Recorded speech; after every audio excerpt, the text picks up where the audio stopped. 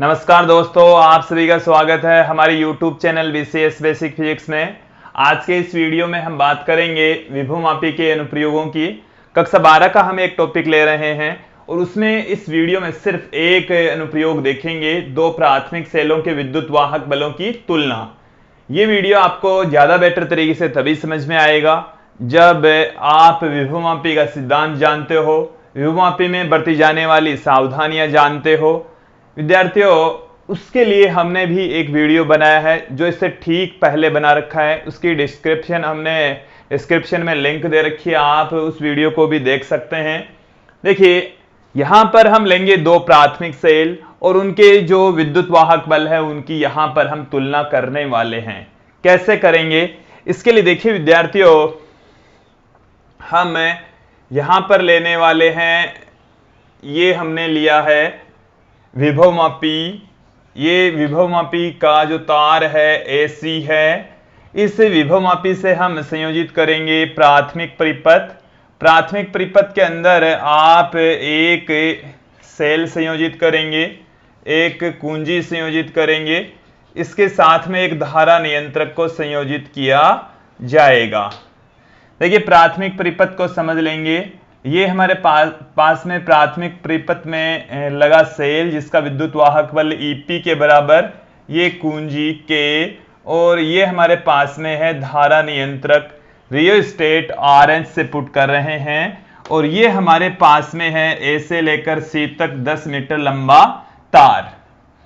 जिन सेलों का विद्युत वाहक बलों की तुलना करनी है उन दोनों सेलों के धनात्मक टर्मिनल बिंदु A से संयोजित करने हैं। ये हमने सावधानियों में पहले ही पढ़ लिया था कि जितने भी सेल आप यूज में लेते हैं उन सभी के जो धनात्मक टर्मिनल है वो आपको A सिरे से संयोजित करने होंगे।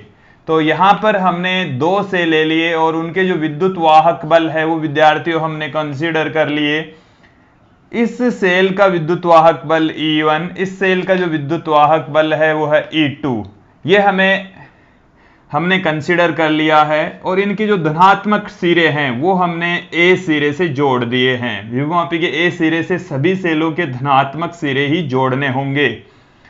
देखिए, इन दोनों प्राथमिक सेलों के जो ऋणात्मक टर्मिनल है उनको हम एक द्विमार्गी कुंजी से संयोजित कर देंगे। ये मैंने 3 डॉट दिखाई है, ये एक द्विमार्गी का प्रतीक चिन्ह है।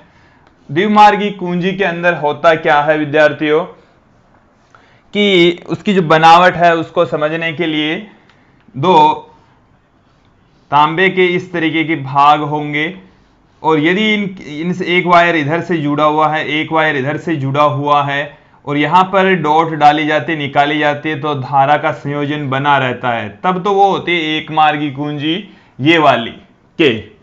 और यदि यहां पर हम इस तरीके की 3 तांबे की डॉट ले लें, यहां से एक वायर जोड़ दिया हमने, ये वाला वायर इधर से जाकर जुड़ा है, ये वाला वायर इधर से आकर जुड़ा है, ये वाला बीच वाला बिंदु है, ये एक अक्ष है, एक वाई है, इसमें डॉट डाल देंगे तो यहां से करंट बहना स्टार्ट हो जाएगी, इसमें डॉट डाल देंगे तो यहां से करंट बहना स्टार्ट हो जाएगी। तो ये व्यवस्था है, इसको हम द्विमार्गी कुंजी कहते हैं, टू वे की कहा जाता है।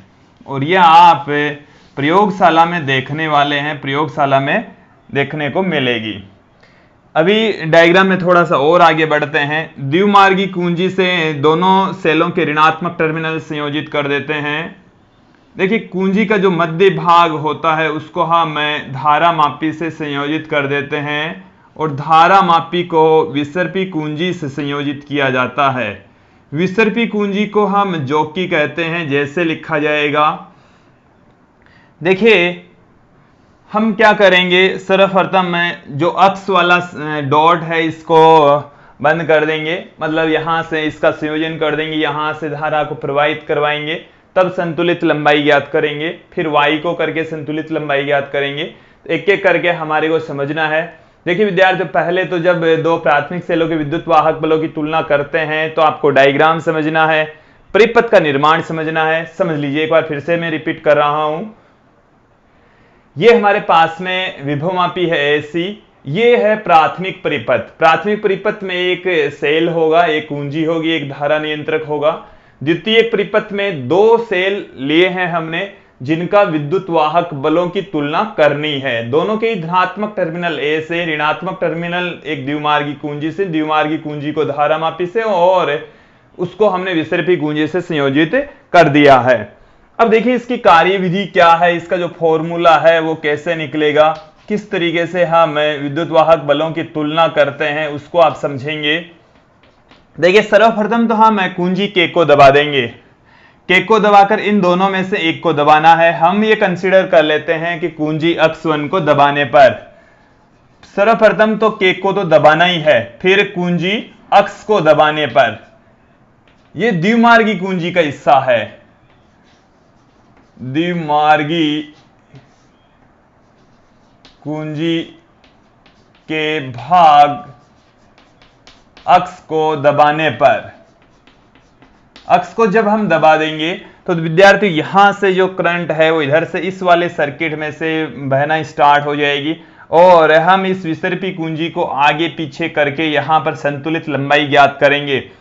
देखिए इस बैटरी का जो वोल्टेज है एसी पर ड्रॉप हो गया, इस बैटरी का जो वोल्टेज है इससे सदैव कम रखना है, कम ही होना चाहिए, अन्यथा तो संतुलन लंबाई या संतुलन की स्थिति प्राप्त ही नहीं होगी। अब विसर्पी कुंजी को जब आगे पीछे करेंगे तो इस सेल का जितना वोल्टेज है उतने वोल्टेज वाले विभव पतन वाले तार पर शून्य विक्षेप की स्थिति प्राप्त हो जाएगी।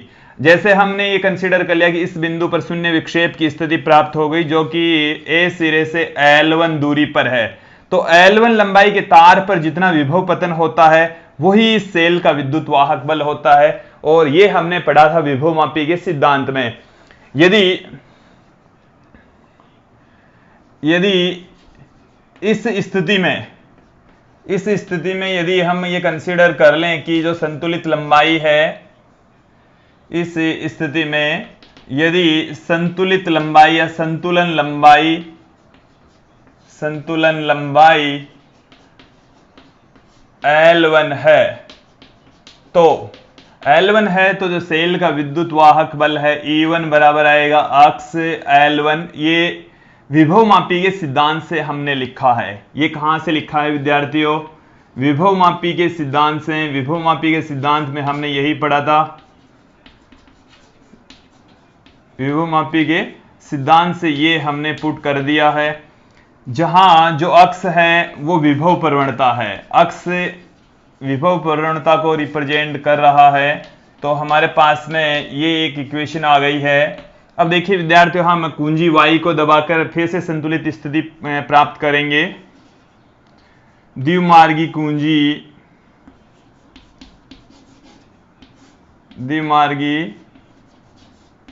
कुंजी में Y को लगाने पर, Y को लगा देंगे। अब हमें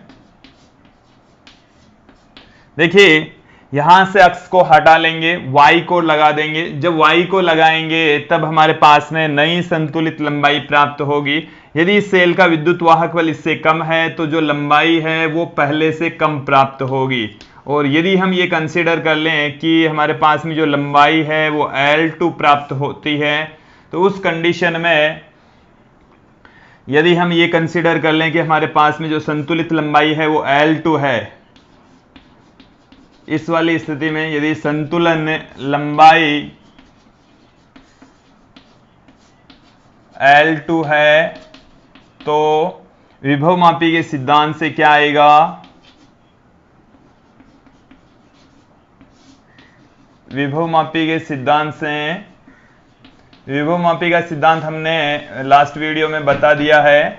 देखिए विद्यार्थी यहां पर आएगा E2 बराबर अक्ष L2, इसको हम दे देंगे इक्वेशन नंबर 2। हमारे पास में दो इक्वेशन आ गई है। यहां से हम देखिए विद्यार्थियों क्या फाइंड आउट करेंगे। समीकरण 1 भाग 2 से 1 के अंदर यदि हम 2 का भाग लगा दें तो हमारे पास में क्या प्राप्त होगा? E1 अपॉन E2 बराबर अक्ष L1 अपॉन में अक्ष L2। यहां से अक्ष कैंसिल हो जाएगा, तो E1 अपॉन में E2 बराबर आ गया L1 अपॉन में L2। ये हमारे पास में दो सेल हैं जिनके विद्युत वाहक बल E1 E2 लिए, तो उनका जो अनुपात है वो उनके संगत जो संतुलित लंबाइयां हैं उनके अनुपात के बराबर होता है। तो एक बार सुन लीजिए, समझ लीजिए कि प्राथमिक सेलों के विद्युत वाहक बलों का अनुपात उनके संगत जो लंबाइयां हैं उनके अनुपात के बराबर होता है। देखिए ये जो टॉपिक है वो हमारे प्रैक्टिकल में भी है। ये वाला जो सेल है वो हम लेक्लांस सेल लेते हैं, ये डेनियल सेल लेते हैं, फिर उन दोनों सेलों के विद्युत वाहक बलों की तुलना करते हैं। वैसे इन दोनों सेलों के विद्युत वाहक बल हमें पता है कि इसका 1.5 होता है, दूसरा वाला जो सेल है डेनियल सेल उसकी वैल्यू 1.08 होती है, तो 1.4 के समथिंग E1/E2 की वैल्यू आनी चाहिए। ये लगभग हमें प्रैक्टिकल में पता होता है, लेकिन जब हम इसमें क्या करेंगे, 5 रीडिंग्स लेंगे, यहां से धारा मापी को थोड़ा सा आगे पीछे करेंगे और फिर से संतुलित लंबाइयां फाइंड आउट करेंगे, फिर उन संतुलित लंबाइयों से E1/E2 की वैल्यू ज्ञात करेंगे। 5 रीडिंग्स लेंगे, ऐसे ही पांचों का औसत लेकर हम E1/E2 की वैल्यू फाइंड आउट करेंगे, जो कि लगभग 1.4 1.3 के समथिंग प्राप्त होगी। ये वीडियो आप लोगों को समझ में आया होगा। धन्यवाद।